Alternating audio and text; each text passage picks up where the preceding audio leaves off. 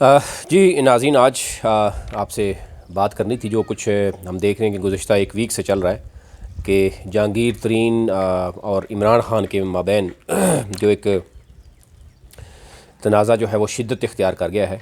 उसमें सबसे ज़्यादा नाम जो आ रहा है, जो जहांगीर तरीन आप देखते हैं कि मुख्तलिफ़ टीवी चैनल्स पे भी जा रहे हैं। गैर रस्मी गुफ्तगू भी उन्होंने मीडिया से की और उन्होंने कहा जी प्रिंसिपल सेक्रेटरी जो हैं इस वक्त प्राइम मिनिस्टर ऑफिस में, आज़म ख़ान, वो उनके ख़िलाफ़ साजिश करते हुए नज़र आते हैं। बहुत से लोगों ने मुख्तलिफ़ ये कहा कि जहांगीर तरीन कौन है। वो लेक्चर से लेकर वो एक पाकिस्तान के अमीर तरीन जो है लोगों में उसका उनको वो कैसे शुमार हुए। थोड़ा सा आपको बैकग्राउंड बता देते हैं कि जहांगीर खान तरीन की बात जो की जाती है कि वो है कौन। अगर हम ओवरऑल बात करें, उनकी अगर तालीम की बात करेंगे तो वो उन्होंने जो है वो जो अर्ली एजुकेशन है वो उन्होंने रावलपिंडी जो सेंट मैरी स्कूल और इसी तरह बावलपुर से उन्होंने हासिल की, और मैट्रिक उन्होंने जो है वो कराची से हासिल की। एफएससी भी उन्होंने कराची से हासिल की। फिर वो एफसी कॉलेज लाहौर से उन्होंने ग्रेजुएशन की और फिर वो अमेरिका चले गए और वहाँ से उन्होंने एमबीए किया और उसके बाद वापस आकर उन्होंने पंजाब यूनिवर्सिटी में लेक्चरशिप शुरू की। वहाँ से ये बात हो रही है आजकल जो चल रहा है जी कि लेक्चरशिप के दौरान उनकी जो तनख्वाह थी वो सिर्फ 705 रुपये थी, और वो इस बात को मान भी रहे कि 1 साल तक उन्होंने वो वहाँ पर लेक्चरशिप की और उसके बाद वो एक बैंक में चले गए और 3 साल उन्होंने बैंक जो है वो बैंक की जॉब की। मतलब मुख्तलिफ़ तरह के तजर्बे जो है वो जहांगीर खान तरीन के हैं रहे हैं।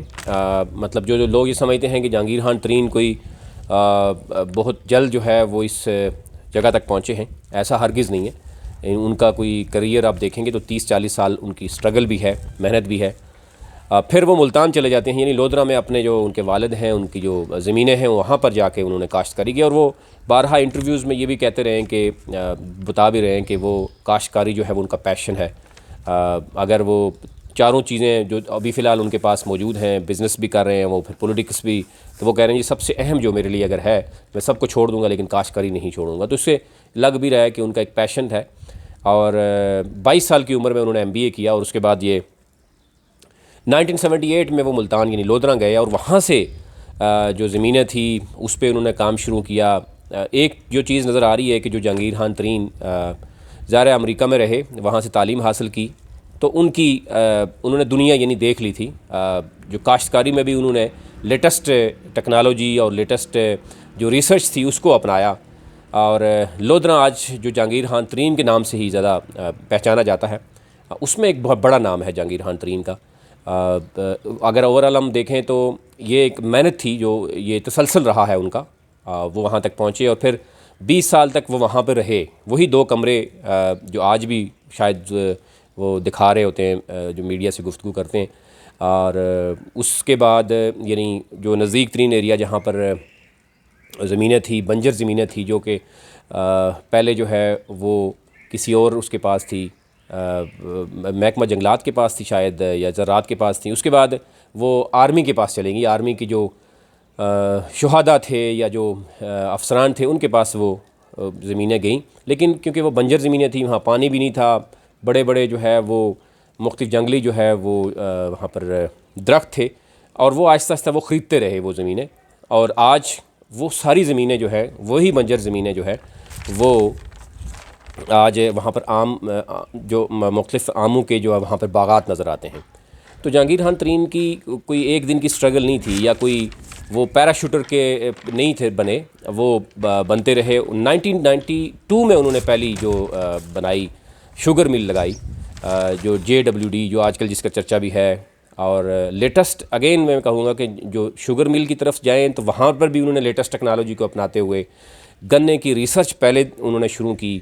वहाँ पर यानी गन्ने की जो मुख्तलिफ बीमारियाँ मौजूद थीं, क्योंकि यूनिवर्सिटी ऑफ सरगोदा में एक दफ़ा हमारे एक प्रोफेसर से गुफ्तगू हुई तो उन्होंने कहा कि हमें बाकायदा तौर पर जहांगीर खान तरीन ने कहा है कि गन्ने के ऊपर जो है रिसर्च की जाए और उस पर जितना भी ख़र्चा आएगा वो देने के लिए तैयार है। तो यानी ये एक एकेडमी यानी जो आपकी यूनिवर्सिटीज़ में जो रिसर्च होती थी उसको जहांगीर खान तरीन जो है वो अपने जो उनकी ज़मीन थी, जो उनकी ज़मीनें थी, वहाँ पर उन्होंने आज़माया। और यानी हर तरह से उन्होंने ऑस्ट्रेलिया और अमेरिका से भी लोग बुलाए ख़ुद वो ऑस्ट्रेलिया और अमेरिका जाते रहे हैं और लेटेस्ट टेक्नोलॉजी जो सीखते रहे हैं उसके बाद उन्होंने इम्प्लीमेंट किया। और अब अगर आप लोधरा में जाएँ, उनके बागात को देखें तो एक और दुनिया आपको नज़र आती है। और अब समझते हैं कि वाकई जहांगीर खान तरीन एक मेहनती शख्स था जिसने यहाँ तक पहुँचाया। अब क्योंकि बात कुछ और हो रही है, जहांगीर खान तरीन की इम्पोर्टेंस जो है वो जो समझने वाले वो समझ सकते हैं। अब ज़ाहिर है वो 1997 में जब उन्होंने शहबाज शरीफ के साथ उनकी मुलाकात हुई तो शहबाज शरीफ भी उनको इसी हवाले से जानते थे कि उन्होंने लोधरा में जो बंजर ज़मीनें थी उनको उसने वो किया। और उन्होंने फिर टास्क फोर्स 2001 में आप देखते हैं गंदम टास्क फोर्स के हवाले से उनके पास 2004 में वो कैबिनेट यानी शौकत अज़ीज़ थे, उनकी कैबिनेट का भी हिस्सा बने। 2011 में फाइनली जब वो 30 अक्टूबर 2011 का जलसा था तहरीक इंसाफ था, उसको देख के जहांगीर तरीन की एक पूरी टीम थी इसके साथ जब उन्होंने तहरीक इंसाफ को ज्वाइन किया था। तो ज़ाहिर है वो एक नज़र आ रहा था कि लेकिन उसके बाद जहांगीर खान तरीन ने पार्टी में जो एक जान डाली। सारे समझते हैं तहरीक इंसाफ के लोग भी कि किस किस की ने जो है तहरीक इंसाफ को इस लेवल तक पहुंचाया। अगर हम बात करें धरना जो 126 दिन का धरना था, वो दिन भी थे जब कोई पैसा लगाने के लिए तैयार नहीं था, सारे तमाशाई नज़र आ रहे थे। उसमें शाह महमूद कुरैशी हूँ, उसमें असद उमर हूँ, उसमें बाकी जो नज़दीक दाएँ बाएँ वाले लोग हैं वो कितना पैसा लगा सकते हैं वो सबको पता है। जहांगीर खान तरीन ने वहाँ पर इमरान खान को मायूसी से बचाया और जो वो वहाँ पर मौजूद थे, जो सूरत हाल थी वो सबको पता है, पैसा लगाया वहाँ पर। फिर यानी धरने को कामयाब करना, फिर उसके बाद पंजाब हुकूमत, खुसूसी तौर पर पंजाब हुकूमत में कहूँगा, वो बनाने में जहांगीर खान तरीन ने अपना जो जेट त्यारा इस्तेमाल किया। ये सारी चीज़ें जो हैं वो सबको पता है। और अगर इमरान खान साहब के हवाले से जो वो बात कर रहे हैं कि वो दोस्त हैं, और अगर उनको लग भी रहा था कि जहांगीर खान तरीन अगर ये कर रहा है तो उनको वो बता देते तो शायद ये मामला यहाँ तक ना आता। लेकिन शायद उनको बहुत सी चीज़ें मज़ीद जो है वो खान साहब को बताई गई हैं जो प्रिंसिपल सेक्रेटरी हैं। ज़ाहिर है वो ब्यूरोक्रेसी जो है वो और एक सियासतदान में बहुत फ़र्क होता है। सियासतदान ने बहुत सी चीज़ें देखनी होती हैं। अगर जहांगीर तरीन ना होते तो उनके पास पैसा भी ना होता, उनकी जो एक पर्सनालिटी है वो ना होती, तो पंजाब हुकूमत भी ना बन सकती। वो सब लोग जानते हैं कि मुस्लिम लीग नून से, तहरीक पीपल्स पार्टी से, और आज़ाद लोग किस तरीके से उन्होंने लाए हैं और बनी गाला में लाए। और आप ये भी देख सकते हैं कि इलेक्शन से कुछ दिन कबल ही उनके ख़िलाफ़ फ़ैसला जो आया था जहांगीर खान तरीन के ख़िलाफ़, यानी वो ताहयात नाअहल हो गए। पार्टी की जो जनरल सेक्रेटरी थी वो सीट भी उनके हाथों से गई, उसके बावजूद वो शख्स लगा रहा है। अब ये कहा जा रहा है कि उसमें उन्होंने बहुत पैसा कमाया है, ये चीज़ें हैं, इसमें दूसरी राय नहीं है, वो होगा। ज़ाहिर है वो बिज़नेसमैन है, बिज़नेसमैन ने अपनी बिज़नेसमैन कोई देखना था। और मैं पहले भी कह चुका हूँ कि बदतरीन गवर्नमेंट इदारे होते हैं जब अगर इदारे फ़ौज चला रही हो या ताजर बरदरी चला रही हो। तो पाकिस्तान में यही होता रहा है, फ़ौज या ताजर बरदरी चलाती रही है, जिसकी वजह से आज शुगर माफिया की बात करें, राइस उसकी बात करें, आटे की बात करें, या किसी भी चीज़ की बात करें, आप मेडिसिन की बात करें, तो ये आम शख्स ये बिज़नेस नहीं कर रहे। ये वही लोग बड़े हैं जो बिज़नेस कर रहे हैं और उनकी भी मजबूरियाँ हैं। उनसे बात करें तो वो भी यही कहते हैं कि जब तक वो पॉलिटिकल किसी पार्टी का हिस्सा नहीं बनते उनको बिज़नेस नहीं करने दिया जाता। टैक्स चोरी जो है वो किस तरीके से होती है। तो ये बहुत सी चीज़ें हैं जो इस सिस्टम में ख़राबी की वजह से सारा कुछ होता है। अगर सिस्टम मजबूत हो तो जहांगीर तरीन हो या वो कोई और शुगर माफिया हो या जो भी और बात की जा रही है वो हो, तो वो सिस्टम में इतना मजबूत नहीं हो सकते। अब ज़ाहिर है आप सिर्फ ये बात करें कि जी जहांगीर खान तरीन इमरान खान को जो है वो नुकसान पहुंचा रहे हैं या इमरान खान जहांगीर तरीन को नुकसान पहुंचा रहा है। अभी तक की जो सूरत हाल इससे पहले थी तो जहांगीर तरीन ने ही इमरान खान को यहाँ तक पहुँचाया है, तहरीक इंसाफ को यहाँ तक पहुँचाया है।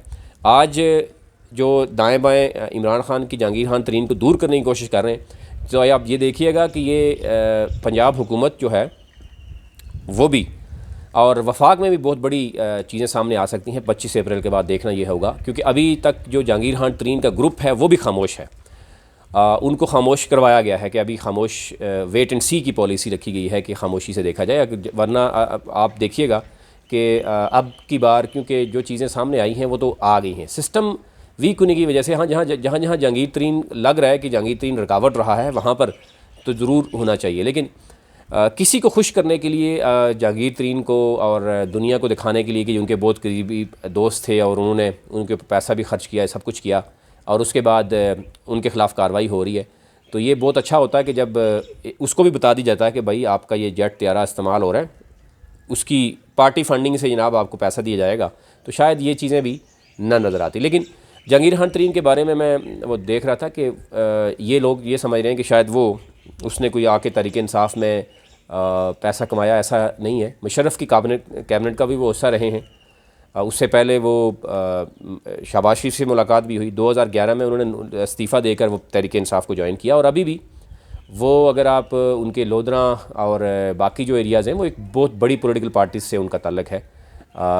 तहरीक इंसाफ जो है वो जहांगीर खान तरीन के बग़ैर जो है वो नुकसान उठा सकती है।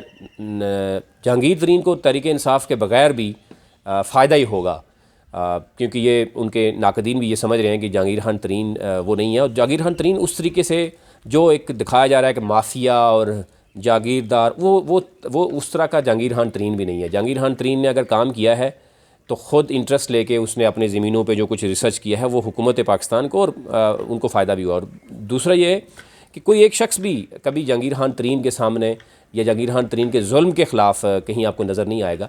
जहांगीर खान तरीन वो उस तरीके से जागीरदार नहीं है, अनपढ़ जाहिल जागीरदारों की तरह नहीं है कि मज़ेरे रख के वो बात करे। वो और तरह का है और उसने दुनिया देखी हुई है, और अभी भी वो एक पढ़ा लिखा जो है वो एक बिज़नेसमैन है।